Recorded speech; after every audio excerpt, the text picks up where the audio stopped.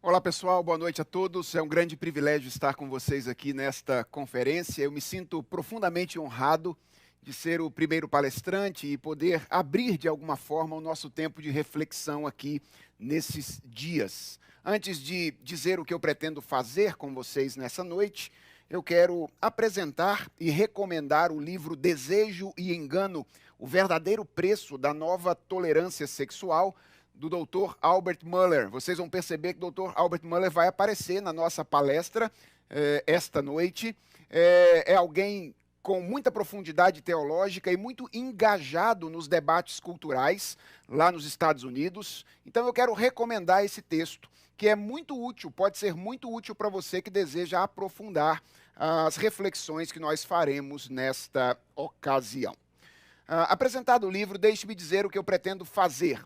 Eu não pretendo fazer a exposição de um texto bíblico específico. Nossa conversa hoje será mais parecida com uma aula propriamente do que com uma pregação. Mas eu quero ler com vocês um texto bíblico que é de alguma forma, ou pode ser usado de alguma forma, como o ponto de chegada da nossa reflexão hoje. Então, eu quero conduzir vocês ao longo de uma reflexão de leitura cultural. Esse é o nosso objetivo nessa noite. Nós vamos fazer uma leitura cultural.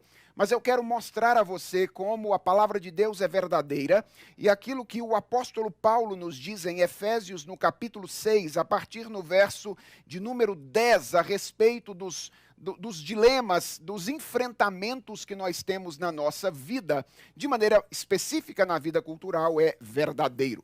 O texto bíblico diz assim: quanto ao mais, sede fortalecidos no Senhor e na força do seu poder, revesti-vos de toda a armadura de Deus, para poderdes ficar firmes contra as ciladas do diabo. E preste atenção nisso, porque a nossa luta não é contra o sangue e a carne, e sim contra os principados e potestades, contra os dominadores deste mundo tenebroso, contra as forças espirituais do mal nas regiões celestes. Por essa razão, diz Paulo, tomai toda a armadura de Deus, para que possais resistir no dia mau, e depois de terdes vencido tudo, permanecer inabaláveis. Gente, é consenso entre todos que a nossa cultura tem hoje uma experiência da sexualidade que é muito diferente da que ela tinha há alguns anos atrás. E a explicação que a maioria dos analistas culturais usam para isso passa necessariamente por aquilo que ficou conhecido como a revolução sexual, ou seja, uma transformação radical que aconteceu nos costumes, que começou a ser gestada lá no final do século XIX e alcançou a sua popularidade na metade do século XX. No ano de 1956, antes, portanto, da famigerada década de 60, um sociólogo russo, radicado nos Estados Unidos em virtude de uma perseguição política, escreveu o seguinte, abre aspas: dentre as várias mudanças nos últimos séculos, uma revolução peculiar está ocorrendo na vida de milhões de americanos. Um tanto quanto diferente das revoluções políticas e econômicas bem conhecidas, ela ocorre quase sem ser percebida. Desprovida de explosões públicas barulhentas, suas cenas tormentosas são confinadas à privacidade do quarto e envolvem somente indivíduos. Não marcada por eventos dramáticos em larga escala, ela é livre de guerra civil, lutas de classe social e derramamento de sangue. Não possui exército revolucionário para lutar contra seus inimigos, não tenta derrubar governos, não possui nenhum grande líder, nenhum herói a planeja e nenhum político o direciona. Sem plano ou organização, ela é levada por milhões de indivíduos, cada um agindo por conta própria. Como uma revolução, ela não foi destacada nas primeiras páginas da imprensa, ou no rádio, ou na televisão. O seu nome é Revolução Sexual. Quando Sorokin escreveu essas palavras, praticamente todas as comunidades da cultura ocidental reconheciam o casamento heterossexual e monogâmico como o único contexto adequado para a prática sexual, a procriação e a criação dos filhos. E quase todas essas comunidades tinham leis estabelecidas para coibir práticas sexuais consideradas impróprias. Hoje, 64 anos depois, nós podemos dizer que Sorokin estava mais do que escrevendo naquele ano. Ele estava profetizando, porque o retrato da cultura ocidental é absolutamente diferente daquilo que se vivia naqueles períodos, ou naquele período. Veja o que diz a socióloga e psicoterapeuta feminista Lillian Rubin em um livro chamado Guerra Erótica. O que aconteceu para que houvesse a revolução sexual? Ela diz assim: na arena pública, o sexo clama a nós em cada esquina. De nossas televisões e telas de cinema, de outdoors em nossas estradas, das folhas em nossas revistas, das propagandas de bens, quer queiram vender automóveis, sabão ou roupas íntimas. Prateleiras em livrarias estão cheias de livros sobre sexo, todos dedicados a nos contar o que fazer e como fazer.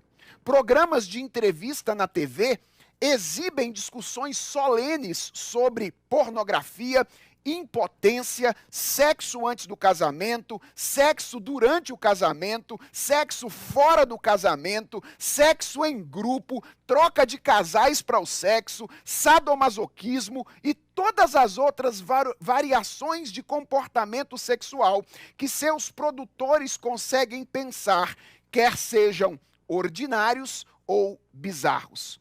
Até os desenhos em quadrinhos, diz ela, oferecem apresentações gráficas de cada aspecto da sexualidade adulta.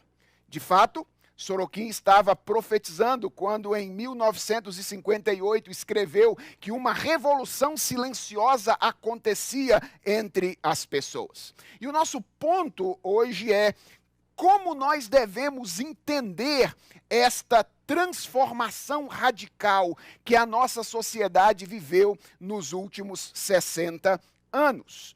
E o meu objetivo nesta palestra é argumentar com vocês que a revolução sexual que foi experimentada pela nossa cultura é o resultado de mais do que nós costumamos pensar. E eu quero sugerir que tomar consciência disso, tomar consciência de que nós estamos lidando com algo que tem mais do que nós costumamos pensar por trás, é importante para definirmos a maneira como nós vamos enfrentar os desafios que a cultura contemporânea nos apresenta. Então eu quero começar refletindo um pouco a respeito das causas da revolução sexual. Existem alguns diferentes entendimentos a respeito das causas desta revolução, mas as melhores análises concordam com o fato de que ela foi um acontecimento complexo, composto por diferentes causas, tanto materiais quanto imateriais. Então, dentre as causas materiais, por exemplo, estão a urbanização e o desenvolvimento da tecnologia contraceptiva. Nós nem sempre nos atentamos para isso, mas aqui nós temos dois acontecimentos que foram extremamente significativos para que a revolução sexual acontecesse. O crescimento das cidades propiciou o anonimato. Algo que é extremamente importante para possibilitar a suposta liberdade sexual. E os métodos contraceptivos ofereceram condições para que a atividade sexual extraconjugal pudesse ser alavancada. Veja o que diz Albert Muller em um livro chamado Não Podemos Nos Calar. Ele diz: enquanto o sexo implicava a possibilidade de uma gravidez, havia um controle biológico sobre a atividade extraconjugal. Uma vez que a pílula foi inventada com todas as suas promessas de controle reprodutivo, o controle biológico sobre a imoralidade sexual que havia moldado a existência humana desde Adão e Eva foi removido quase que instantaneamente. Então, eu apenas quero mostrar para vocês que por trás da revolução sexual, pela qual passou e ainda passa de alguma forma a nossa sociedade, existiam algumas causas materiais, como o surgimento das cidades, o crescimento das cidades e o desenvolvimento da tecnologia contraceptiva. Mas o que mais me interessa hoje são as causas imateriais. E entre elas, a maioria dos analistas concorda que a revolução sexual é o resultado de uma mudança de mentalidade. Então, grande parte dos analistas culturais veem a revolução sexual como uma filha tardia do processo moderno de secularização. Ou seja, aquela ideia originada a partir do século XVII, depois século XVIII, de que seria não apenas possível, mas também desejável construir ciência, moralidade e sociedade à parte de quaisquer pressupostos religiosos, à parte de qualquer contato com a religião.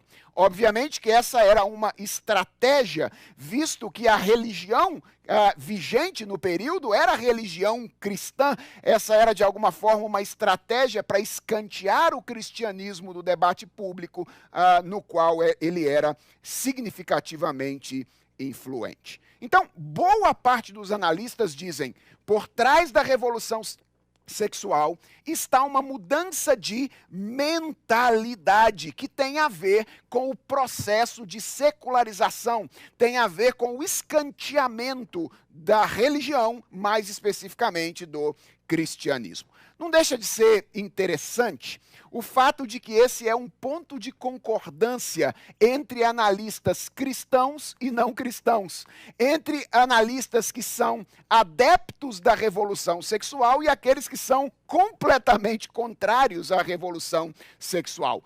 Ambos assumem que a liberação sexual defendida pela revolução, que tem a ver basicamente com duas coisas, tá? Com a banalização do sexo e com a ausência de limites sexuais, teve um impulso, que foi a ruptura com o teísmo cristão. Porque, veja, era exatamente o teísmo cristão que sustentava essas duas coisas com as quais a revolução sexual deseja romper. A primeira coisa, a ideia de que a nossa relação com o sexo deveria ser marcada por uma moderação reverente. De onde é que vem isso? Isso vem da tradição cristã, da compreensão de que o sexo não é uma questão de mera mecânica fisiológica, mas o sexo possui uma aura de significado relacionada à dimensão revelacional. Ou seja, os nossos relacionamentos, as nossas relações, elas são meios através do qual a relação de Deus, tanto entre si quanto com o povo que ele elegeu para ser seu, são demonstrados à nossa vista. Então, essa é a primeira ideia com a qual deseja romper a revolução sexual, a ideia de que a gente deveria ter uma relação com o sexo marcada pela moderação reverente. E a segunda ideia é a ideia de que o casamento heterossexual e monogâmico deveria ser o contexto exclusivo para a prática sexual. De onde é que vem isso? Obviamente, vem da tradição cristã, da crença na doutrina da criação, na verdade de que nós vivemos em um universo normativo, em que a norma básica para a experiência sexual é o contexto do pacto conjugal, da relação entre um homem e uma mulher, reconhecida pelo casamento. Vejam, É claro que, embora os analistas concordem, eles vão fazer um juízo de valor absolutamente diferente disso. Para aqueles que são adeptos da revolução sexual, isso seria o ápice de um processo de iluminação e de amadurecimento pelo qual a humanidade estaria passando. E essa revolução seria a condição e o caminho para o homem atingir a sua perfectibilidade. Para os analistas cristãos, de outro lado, isso seria, na verdade, o prenúncio lamentável de uma derrocada civilizacional. Então, você tem uma concordância num ponto, mas uma divergência no juízo de valor a respeito do ponto em que eles concordam. Estranhamente, às vezes o improvável acontece. E analistas adeptos da revolução sexual percebem os efeitos devastadores daquilo que eles defenderam um dia. É o caso de David Horowitz e Peter Collier, editores da revista Rampart, que foi uma das vozes oficiais dos revolucionários na década de 60. Esses dois indivíduos que dirigiram essa revista na década de 60, que deu voz à revolução, em 2005 escreveram um livro chamado Geração Destrutiva, reflexões sobre os anos 60, no qual eles fazem a seguinte declaração: as pedras que nós jogamos na água do nosso mundo naqueles dias causaram ondas que continuam a agitar as nossas praias de hoje, para o bem, dizem eles, e mais frequentemente para o mal. Isso aqui é algo improvável, mas acontece. Adeptos da revolução sexual reconhecendo os efeitos danosos das mudanças que ocorreram lá atrás. Então, é um fato reconhecido, esse talvez seja o primeiro ponto que eu quero estabelecer com vocês, que a revolução sexual, para além das mudanças materiais, foi o resultado de uma mudança de mentalidade que se constituiu numa ruptura com o teísmo cristão. Então, isso é ponto de concordância.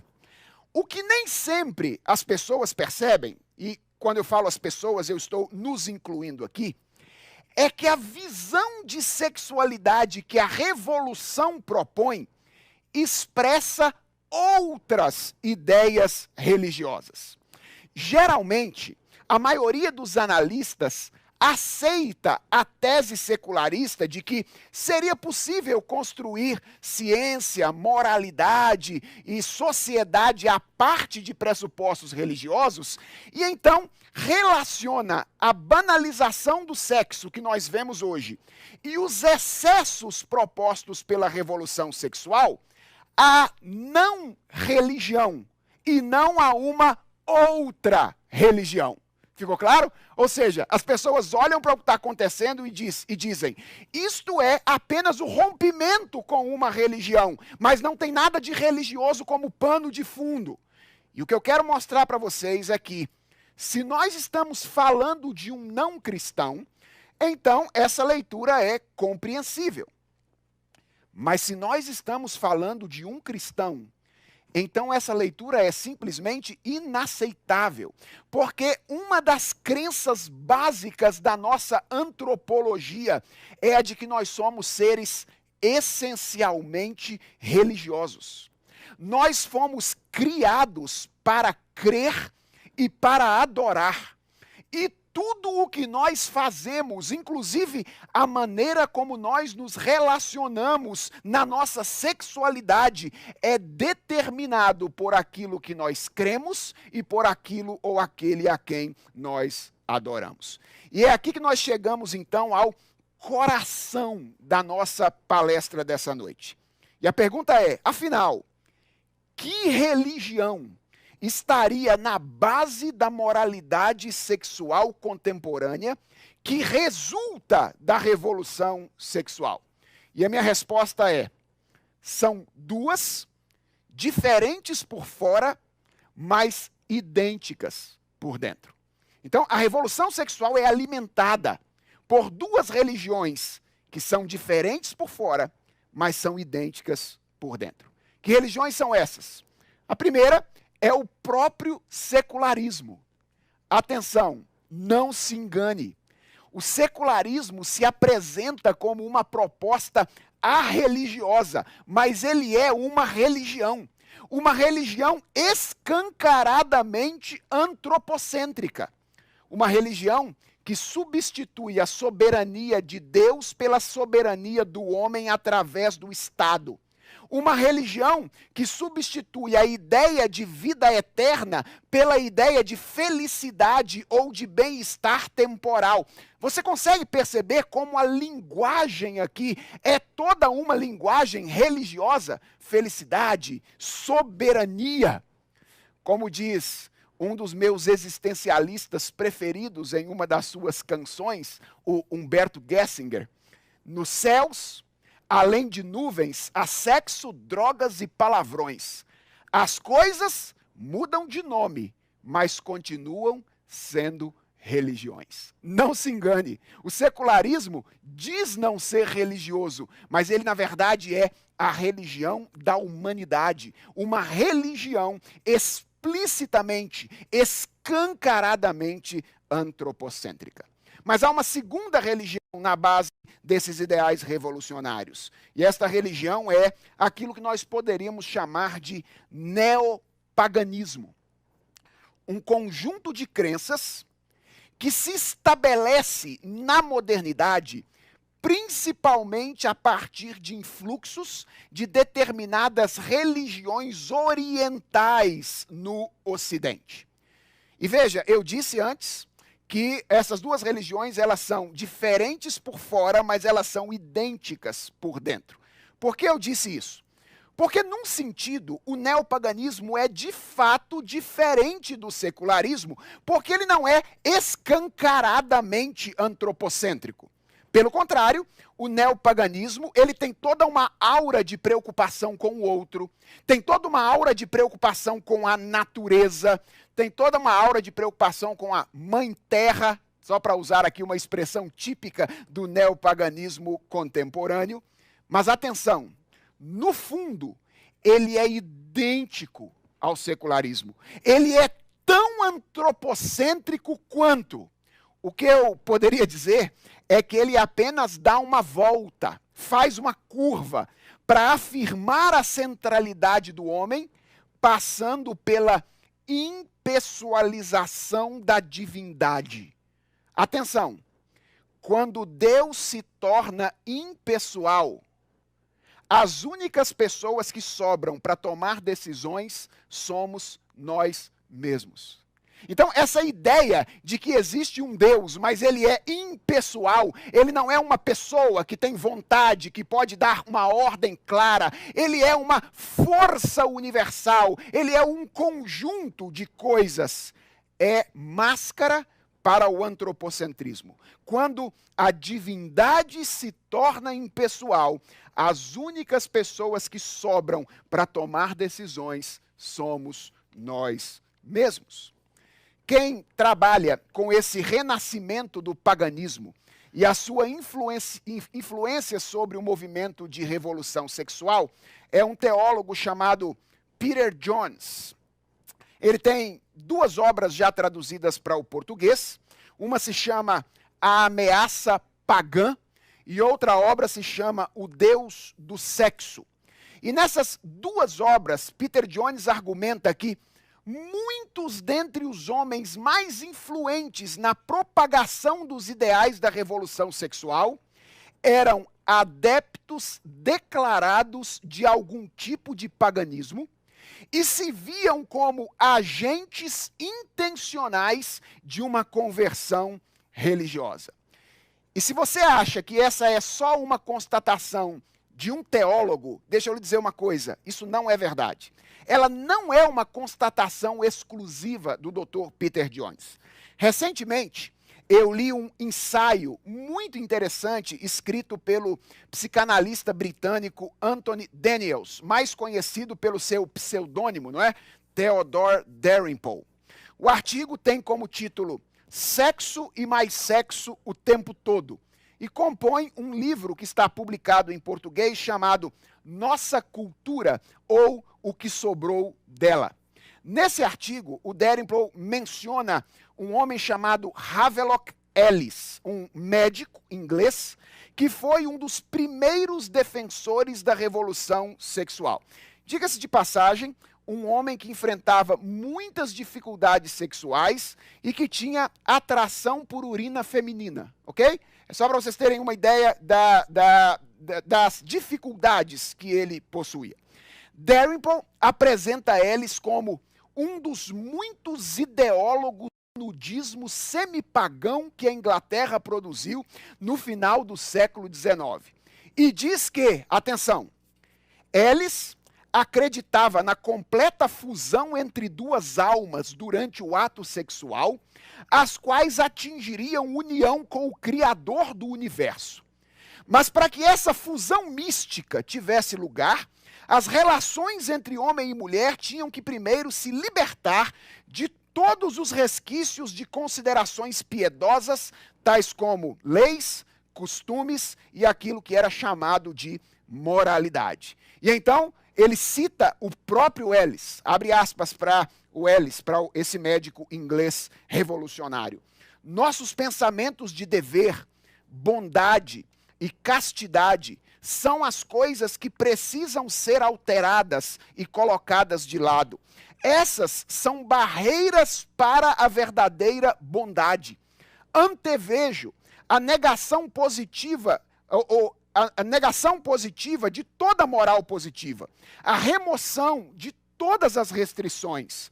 Não reconheço, diz ele, nenhuma forma de licenciosidade, como a chamamos, que não possa pertencer ao perfeito estado do homem.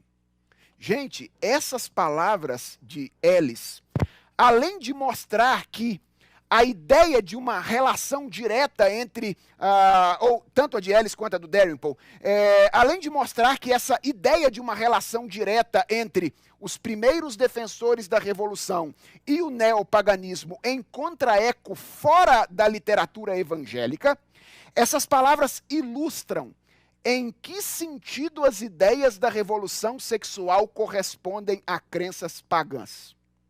Atenção, o paganismo é uma religião monista.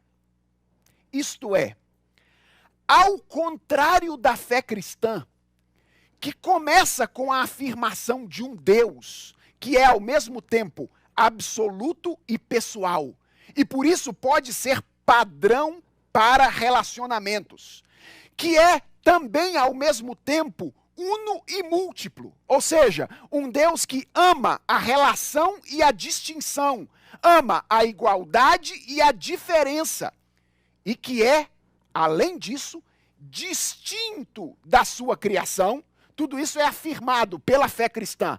Um Deus que é pessoal e transcendente, uno e múltiplo, distinto da realidade que ele criou. Já o paganismo afirma a existência de uma divindade impessoal que não se distingue das suas criaturas. Um Deus que, juntamente com os outros seres, se dilui num todo informe, desfazendo qualquer base para distinção e hierarquia. Consegue perceber? Esse é o espírito da sexualidade contemporânea. O espírito de ausência de limites. E o espírito de não existência de fronteiras claramente estabelecidas. Vejam, eu não estou querendo dizer com isso que todos os indivíduos que defendem essa nova visão sexual, que não é tão nova assim, sejam conscientemente adeptos de religiões pagãs. Não é isso que eu estou dizendo. Longe disso. Eu acho, inclusive, que o mais provável é que a maioria das pessoas não seja e assume essa visão por outras razões mais existenciais ou mais pragmáticas. O que eu estou dizendo é que há mais do que um conjunto de ideias ou um conjunto de comportamentos na moralidade sexual contemporânea.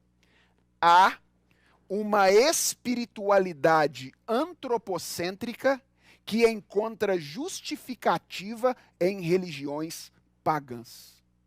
Ou seja, na nossa batalha contra a moralidade sexual contemporânea ou a imoralidade sexual contemporânea, nós estamos enfrentando mais do que outra ideia.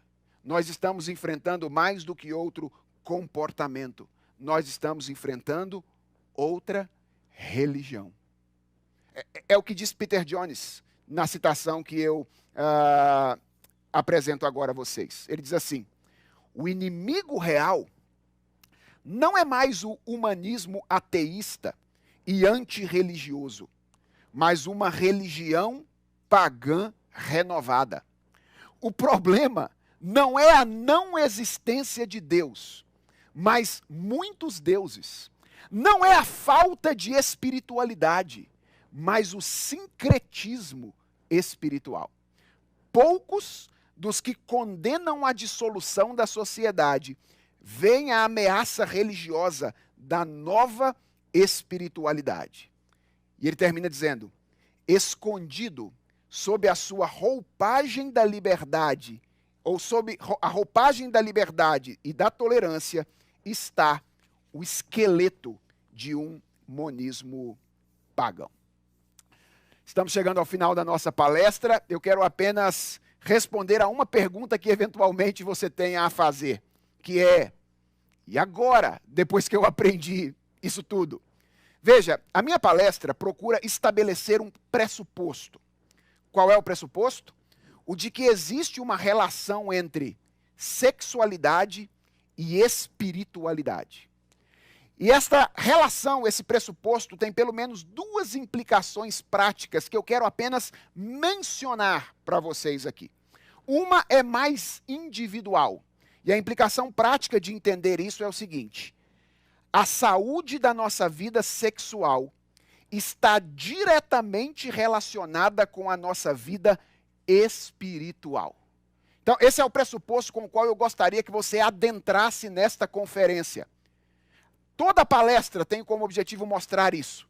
Por trás de um tipo de visão a respeito de sexualidade, existe uma compreensão a respeito da espiritualidade. Isso significa que na nossa vida pessoal, na nossa vida individual, distorções na área sexual não são apenas distorções na área sexual. São distorções fundamentalmente na nossa espiritualidade e na nossa relação com Deus. Mas há uma segunda implicação mais coletiva aqui. Qual é essa implicação? É a de que nós não podemos prescindir, na nossa batalha cultural, das armas espirituais que Deus nos oferece para a batalha. E eu quero encerrar aqui a minha fala, nesse momento, expressando uma preocupação. Gente, durante muito tempo, a igreja brasileira experimentou um cristianismo muito introspectivo, muito apegado à vida devocional e pouco apegado ao serviço a Deus no mundo. De um tempo para cá, nós estamos vendo uma mudança acontecer. Nós estamos ouvindo muito sobre cosmovisão, ouvindo muito sobre cristianismo e cultura, aprendendo que o mundo é o lugar de serviço a Deus, que nós precisamos ocupar os lugares estratégicos na sociedade, e todas essas coisas são verdadeiras e importantes. Mas atenção, pode ser muito perigoso se nós confundirmos a natureza da batalha. Sim, nós precisamos ocupar lugares estratégicos, precisamos de um discurso refinado para participar do debate público, mas às vezes eu suspeito que nós estamos começando a achar que isso é tudo que nós precisamos. Ocupar espaços, ter uma boa lógica, conseguir dialogar bem com as pessoas que não conhecem a Deus, como se a batalha fosse apenas uma batalha intelectual. E a questão para a qual eu quero chamar a sua atenção nessa noite é: se nós adentrarmos na batalha cultural achando que ela é apenas uma questão de intelecto, nós já entraremos derrotados. A batalha é uma batalha espiritual. E em batalhas espirituais, o que funciona são as armas espirituais que o Senhor nos oferece. Que Deus nos abençoe durante toda esta conferência. Amém. Chega aqui, Felipe. Vocês mandaram suas perguntas. Nós temos várias perguntas aqui ainda chegando e nós queremos fazê-las. Perguntas bem interessantes. Nós estamos aqui filtrando e recebendo. Obrigado pela sua palestra, Felipe. Valeu, cara. É algo bem interessante. Gostei muito que você falou que quando Deus é impessoal, então nós tomamos a decisão. Isso parece estar muito no cerne desse movimento, né, agnóstico, movimento ateu e assim por diante. Bom, um de vocês, o Everton, perguntou o seguinte: por que em uma cultura extremamente sexualizada como a que vivemos, falar de sexo ainda é tabu na maioria das igrejas? Interessante. Tabu é uma palavra perigosa. Tabu é uma palavra perigosa. Por quê?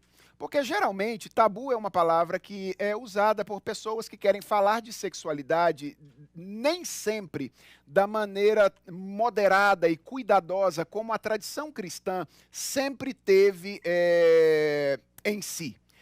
Essa é uma característica da tradição cristã. A tradição cristã sempre afirmou a verdade de que o sexo é bom, mas ela sempre afirmou, juntamente com isso, a verdade de que nós deveríamos lidar com o sexo de maneira moderada e responsável. Nós deveríamos ter um linguajar adequado, conversar de maneira adequada sobre essas coisas. E a pergunta é, por que a tradição cristã faz isso? É porque ela tem uma visão negativa do sexo? É o contrário. É porque ela tem uma visão extremamente positiva do sexo. Todos os limites que a tradição cristã enxerga para a sexualidade, elas têm como objetivo preservar algo que é extremamente valioso. Como quando você manda um presente valioso para alguém, você não manda em qualquer embalagem. Você embala da melhor maneira possível e escreve por fora assim, ó, cuidado, frágil. Por quê? Porque você sabe se aquilo for manuseado de qualquer jeito, as feridas causadas por aquilo ou naquilo serão gigantescas. Então, todo o cuidado da tradição cristã de dizer, não fala de sexo de qualquer jeito, não. Conversa, mas conversa com sobriedade. Lida com os limites, respeita os limites que Deus estabeleceu. Não são as palavras de uma tradição que está dizendo o sexo é ruim. São as palavras de uma tradição que está dizendo, isso é um presente valiosíssimo que Deus deu para você. Agora, manuseia direito, senão o presente quebra e você se fere também. Muito bom. Essa segunda pergunta vem de alguém que quer nos perguntar a seguinte questão. Quais elementos do neopaganismo sexual estão presentes na igreja nos dias de hoje? Há alguma prática dentro das igrejas hoje que, na verdade, não possuem base bíblica, apesar de aceitas, mas são uma versão cristianizada de algum elemento desse neopaganismo? E fez essa pergunta foi o Vinícius, não eu. Tinha que ter esse nome, né? É bonito esse nome. Pois é verdade. Vinícius, é uma pergunta que eu teria que pensar mais sobre ela. Até porque é muito difícil falar sobre práticas na igreja, não é? Eu poderia falar de práticas da igreja, práticas que são mais institucionalizadas. Veja, a igreja certamente é uma comunidade de pecadores, e eu não tenho dúvidas de que entre nós, e às vezes nós mesmos como resultados ou filhos de um período marcado por essa revolução, podemos carregar para a nossa vida sexual e para a nossa prática sexual esses elementos até inconscientemente. Mas eu não me lembro agora assim de uma prática institucionalizada que é muito corriqueira e que eu poderia mencionar para você. Até porque eu não sou alguém que está fazendo pesquisas sobre sexualidade, entrevistando pessoas sobre a vida sexual delas e etc. Então, talvez pessoas que estejam fazendo isso, lidando com esse assunto de uma maneira mais pessoal, possam responder essa pergunta melhor do que eu. Então, eu diria, certamente eles existem, muitas vezes não intencionalmente, porque nós somos filhos dessa cultura que carrega essa mentalidade, mas eu não saberia mencionar quais são eles aqui agora. Tem alguns que são meio default, né? O número de adultérios que cresceu, consumo de pornografia, sexo antes do casamento, faz parte de já ter absorvido essas coisas muitas vezes como aceitáveis. Não que são novas, mas que muitas vezes o pessoal vê que não são tão Mas problemáticas. em geral, essas práticas, pelo menos em igrejas de matrizes mais históricas, em geral, essas práticas recebem muito rapidamente uma manifestação da igreja para dizer que elas contrariam a revelação de Deus, inclusive às vezes por meio de disciplina eclesiástica. Então, sim, eventualmente você pode ter determinadas comunidades em que não praticam, por exemplo, a questão da disciplina, etc., mas, de maneira geral, em igrejas históricas, que são as igrejas nas quais eu tenho mais trânsito, as igrejas costumam reagir a essas manifestações. Faz sentido. A Micaela pergunta, qual a influência do movimento feminista na revolução sexual e libertinagem? Sim, a influência é gigantesca. Na verdade, eu diria que há uma retroalimentação, não é? Aquilo que eu disse hoje a respeito da revolução sexual poderia ser dito também a respeito do movimento feminista. Então, eu não diria apenas que o movimento feminista impulsionou a revolução sexual, mas o movimento feminista é, de alguma forma, filho também desta revolução. Que, veja bem, tem momentos diferentes, tá? As primeiras ideias de uma revolução sexual nascem no final do século XIX. Começam a se tornar populares na década de 60 e atingem a maioridade, segundo os estudiosos, no final da década de 80 e início da década de 90. Então a gente está falando aqui de um processo relativamente longo e não de algo que aconteceu de uma hora para outra, não é? Então, e o movimento feminista está, durante todo esse processo histórico, dialogando, sendo formado e contribuindo para que essa mentalidade de banalização, que redunda na banalização da sexualidade e, finalmente, redunda na abertura, não é? Dos limites, do rompimento dos limites, se estabeleça na nossa cultura. Outra Micaela pergunta aqui sobre o que o senhor poderia aconselhar a respeito das séries e filmes onde essa cosmovisão pagã é escancarada na cara, né? O que a gente pensa, como cristão a gente deve lidar com isso? Essa é uma excelente pergunta. Veja, existem aquelas coisas que a Bíblia diz que não deveriam sequer ser nomeadas entre nós, não é? Então a Bíblia fala de algumas coisas que não deveriam sequer ser nomeadas entre nós. Então, coisas como a exposição sexual e etc., se elas estão presentes numa série, eu acho que o cristão deveria evitar essas coisas, porque elas são coisas que não devem se nomear entre nós. Não existe um momento, uma ocasião em que a pornografia se torne aceitável, entendeu? Ela nunca é algo aceitável. Agora, existem séries e séries, nem sempre essas coisas aparecem assim de maneira escancarada. Isso tem muito a ver, e aí eu diria então, quando você tem estas ideias sendo de alguma maneira veiculadas, embora explicitamente a gente não tenha nada de pornográfico e etc., eu diria que cristãos devem medir o seu engajamento com essas coisas à luz da sua maturidade espiritual e à luz da utilidade daquilo que ele está fazendo. Então, por exemplo, imagine um cristão que é um analista cultural. Um cristão que é um analista cultural terá que se envolver com maior frequência com manifestações da cultura, até para ter condições de oferecer ilustrações, para perceber a cultura na qual ele está envolvido e apologeticamente dialogar com ela, a fim de instruir outras pessoas. Agora, se não é o seu caso, você se considera um jovem novo e maturo, que ainda não fez muito progresso na vida cristã, está começando a vida cristã. Então a minha sugestão é, não coloque essas coisas diante de você, porque elas poderão ser altamente prejudiciais para a sua vida.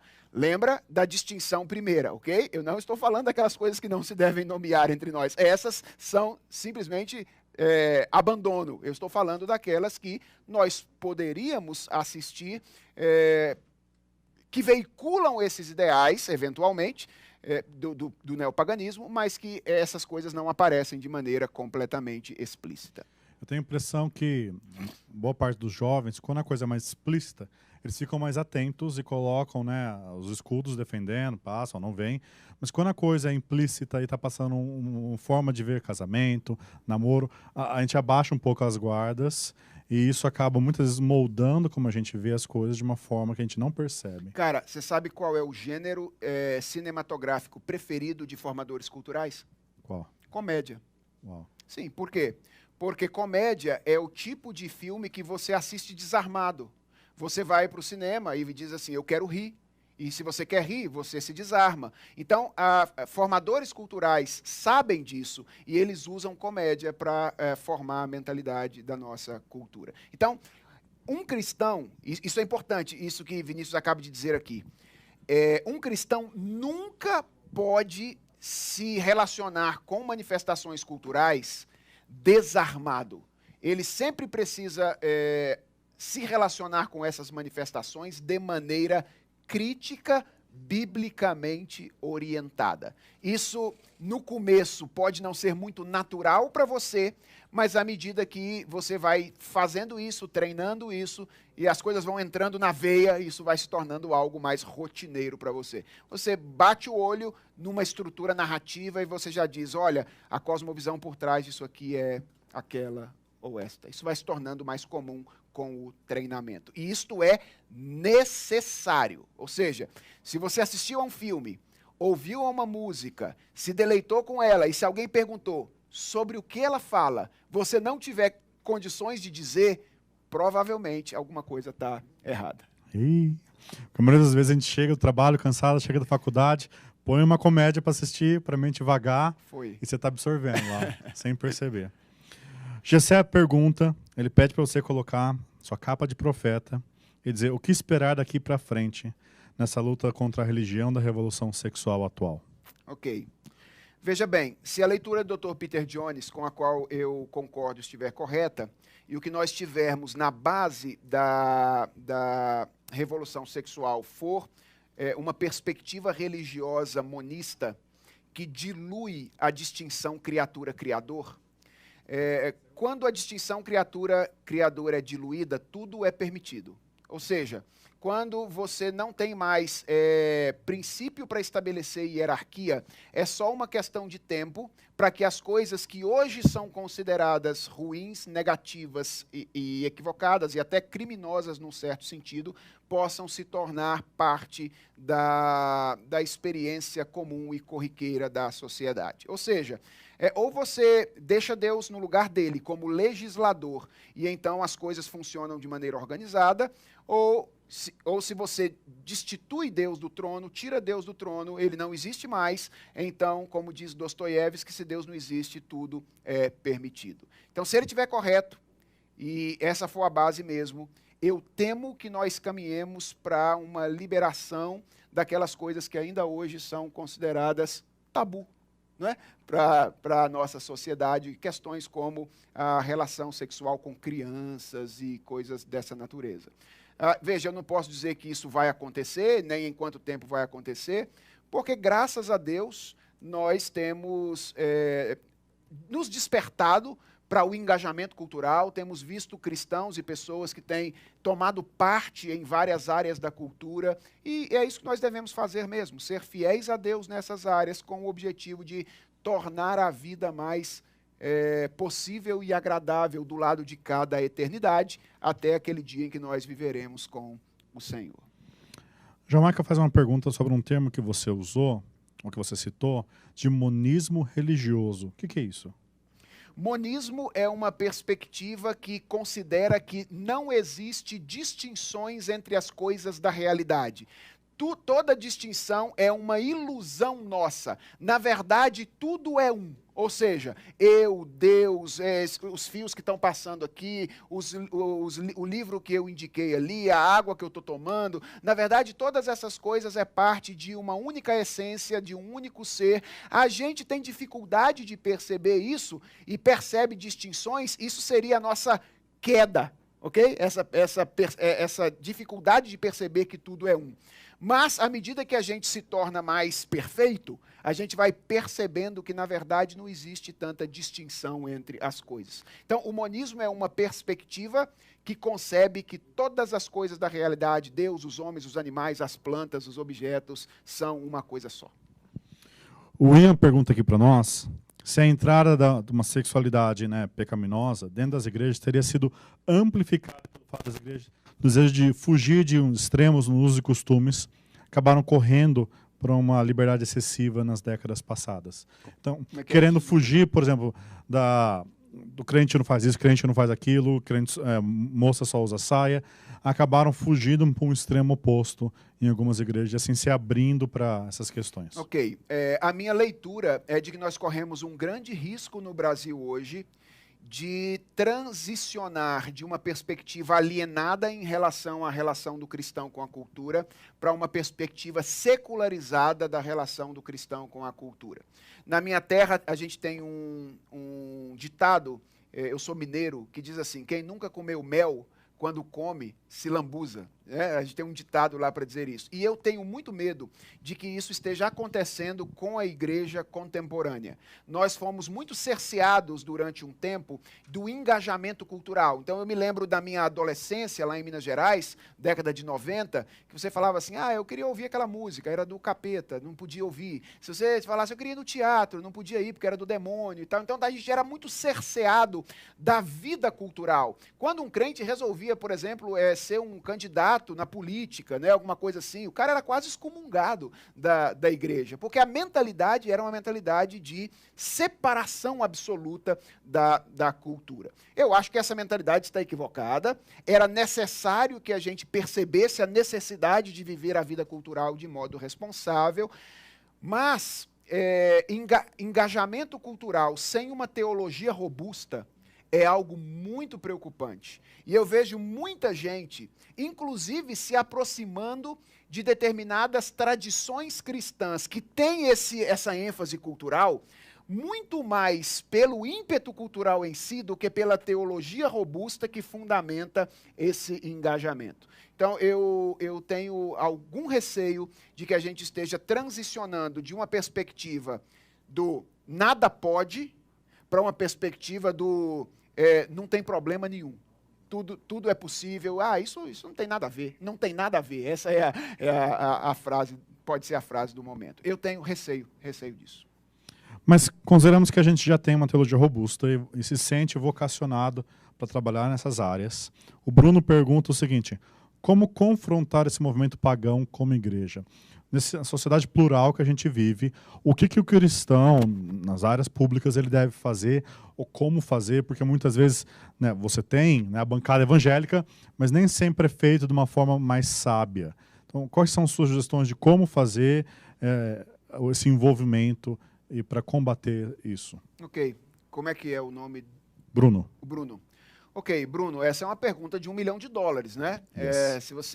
Se eu conseguisse responder essa pergunta aqui, eu tenho certeza que vou escrever um livro, a Fiel vai publicar e nós vamos vender e ganhar $1 milhão. Ok. Uhum. Bruno, veja, por que ela é uma pergunta de $1 milhão? Porque ela é complexa demais no sentido de envolver áreas diferentes da vida. O que eu diria eu trabalho com um conceito, que é o conceito de um indivíduo chamado James Davison Hunter, que é o conceito de presença fiel. Eu acho que essa é a melhor maneira de descrever aquilo que é esperado de nós enquanto cristãos na cultura. Ou seja, Deus nos criou para servi-lo em várias áreas da nossa existência. Deus nos criou para servi-lo na igreja, Deus nos criou para servi-lo na família, Deus nos criou para servi-lo na escola, no trabalho, como espectador de arte, como cidadão, exercendo a nossa tarefa social, política. Então, a nossa vida tem essa variedade de aspectos.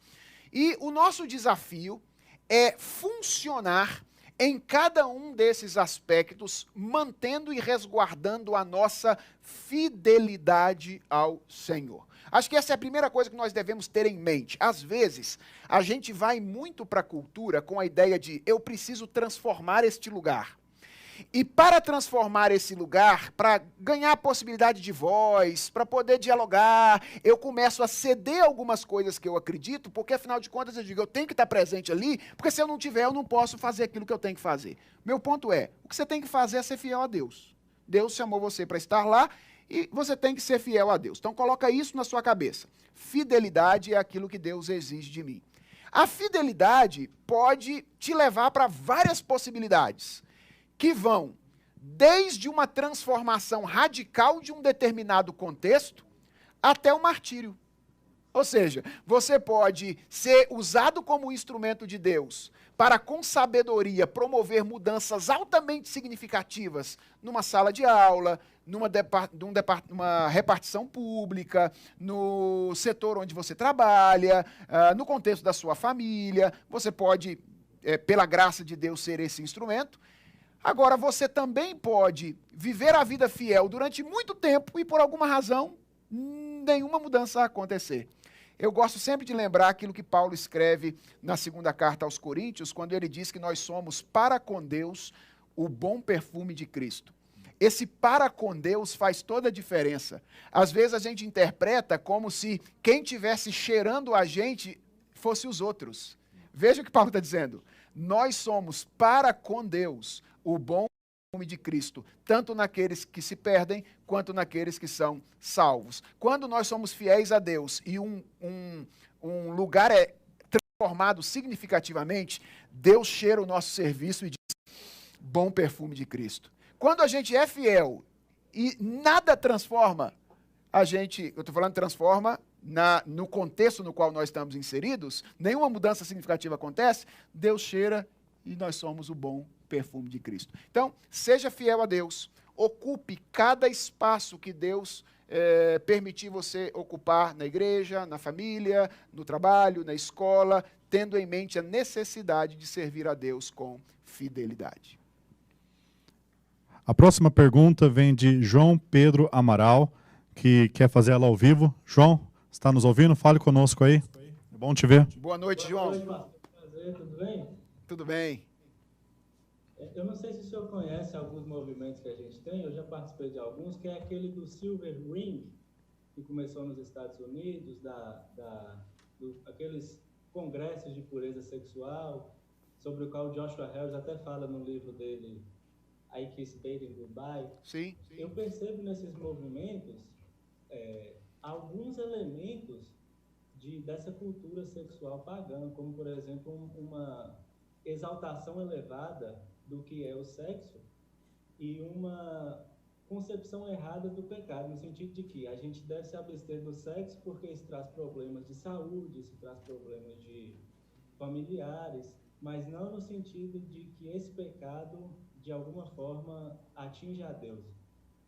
O senhor, não sei se o senhor conhece esse movimento, mas eu queria que, se o senhor conhece, me ajudasse a enxergar se tem realmente elementos pagãos nesses movimentos, ou se eu estou entendendo, estou sendo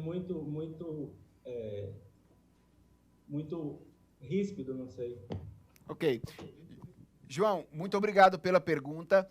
Eu não tenho condição de respondê-la de maneira específica, porque eu não tenho conhecimento tão aprofundado do movimento para fazer uma avaliação. E eu sou muito cuidadoso com isso, tenho receio de ser precipitado na avaliação que eu vou fazer. Mas eu posso trabalhar com o princípio. O princípio que você trabalhou foi o princípio de trabalhar com pureza de maneira horizontal, ao invés de trabalhar com pureza numa perspectiva vertical. Frequentemente, nós no diálogo, na conversa com os jovens, nós somos meio pragmáticos na maneira como nós lidamos com algumas questões, por exemplo, com a sexualidade, não é? Inclusive, eu já vi alguns pastores, por exemplo, em algumas palestras, suporem que o casamento seria a resolução definitiva de todos os problemas de um jovem solteiro, não é? Ou seja, a visão é tão pragmática que o cara diz, olha, o dia que você casar, resolveu todos os seus problemas de natureza sexual. Veja, qual é o padrão de pureza? Ou o que é pureza, não é? Pureza tem a ver com aquilo que Deus é. O Vinícius leu aqui 1 de João no início da nossa conferência, não é? E o padrão ali é o ser de Deus. Então, o que é pureza sexual? É tudo aquilo que, na experiência dos nossos relacionamentos, não é? Sejam eles no ato sexual em si, mas também na nossa relação com a pessoas do sexo oposto e etc., porque sexualidade é uma palavra que tem a ver com algo mais amplo do que o ato sexual em si, não é? Tem a ver com a maneira como nós lidamos com o nosso corpo, a maneira como nós vemos as outras pessoas do sexo oposto e assim sucessivamente. Então, é tudo aquilo que, na maneira como nós nos vemos, relacionamos conosco mesmos, relacionamos com os outros, expressa a maneira como Deus é nos seus relacionamentos interpessoais e na maneira como Deus se relaciona com o seu povo. Deus é o padrão de pureza. É claro, há uma relação entre aquilo que é certo e aquilo que funciona, ok? Se nós agirmos de maneira adequada, a tendência é que a gente se livre praticamente de muitas situações desagradáveis ao longo da nossa vida. Há uma relação entre aquilo que é correto e a realidade concreta ao nosso redor. Mas a nossa motivação fundamental deve ser viver nossos relacionamentos como uma expressão do ser de Deus. Porque foi para isso que nós fomos criados. E é isso que significa ser alguém verdadeiramente puro. É alguém que expressa nos relacionamentos aquilo que Deus é. Então, eu concordo com você. Olhar para a sexualidade apenas numa perspectiva horizontal é algo perigoso e que pode nos dar espaço para influxos dessa mentalidade que eu apresentei hoje. O nosso grande desafio é tratar do assunto de uma maneira vertical, mostrando o impacto da verticalidade na horizontalidade. Aliás, boa parte desse neopaganismo surfou no cristianismo cultural, que é justamente a moralidade horizontal desprovida do vertical poder do evangelho, né? Então, esse é um desafio, porque eu vejo, eu penso, muitos jovens talvez pensem, o que eu faço nessa interação? Eu evangelizo em tudo que eu faço, ou eu faço algum movimento que a gente poderia considerar mais secular, sem mencionar Deus? Só que essa é uma pergunta que a gente pode responder em um outro momento, em uma mesa redonda. E eu quero agradecer a vocês. Vocês mandaram 36 perguntas. Eu estou aqui perdido, vendo meu tablet, qual que eu pego? As perguntas muito boas. Quero encorajar vocês a participarem presencialmente, como o João agora fez, porque isso enriquece a nossa participação. Quero dar um recado para vocês. Se você entrar lá no portal, a mensagem da pré-conferência do Ainder Borba já está lá.